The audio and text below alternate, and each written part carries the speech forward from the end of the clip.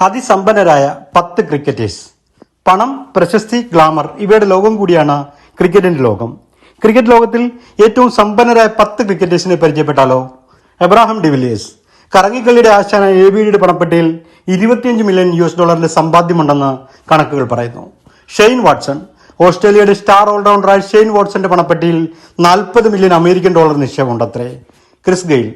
Universe boss കളിച്ചും പാടിയും പറത്തിയും നേടിക്കൂട്ടിയത് $45 മില്യൺ സ്വത്താണത്രേ. Brian Lara.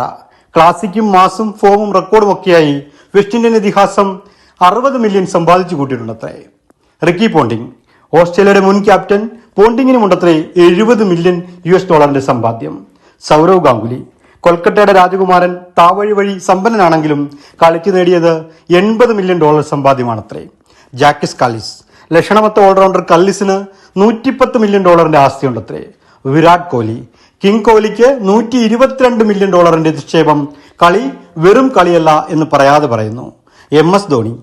ഇന്ത്യ കണ്ട എക്കാലത്തെയും മികച്ച ക്യാപ്റ്റൻ കൂൾ. $125 മില്യൺ ഉടമയാണത്രേ. സച്ചിൻ ടെണ്ടുൽക്കർ. ദൈവത്തിനപ്പുറം ആരും വളരരുത് എന്നൊരു അലിഖിത നിയമമാണ്. അതുകൊണ്ട് തന്നെ ക്രിക്കറ്റ് ദൈവം സാക്ഷാൽ സച്ചിൻ ടെണ്ടുൽക്കർ കളിക്കാരിൽ ഒന്നാമനായ സമ്പന്നനായിരിക്കുന്നു. $165 മില്യൺ ആസ്തിയാണ് സച്ചിൻ ടെണ്ടുൽക്കറുടെ പേരിലുള്ളത്. ഈ കണക്കുകളൊക്കെ ഔദ്യോഗികം മാത്രമാണ്.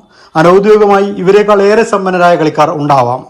26 കോടിയുടെ വാച്ചണിഞ്ഞ് കളിക്കാനെത്തുന്നവരുടെ ഇടയിൽ ക്രിക്കറ്റ് കളി വെറും കളിയല്ല, പണക്കൊഴുപ്പിന്റെ അയ്യേരി കളി തന്നെയെന്ന് അടിവരയിട്ട് പറയേണ്ടിയിരിക്കുന്നു.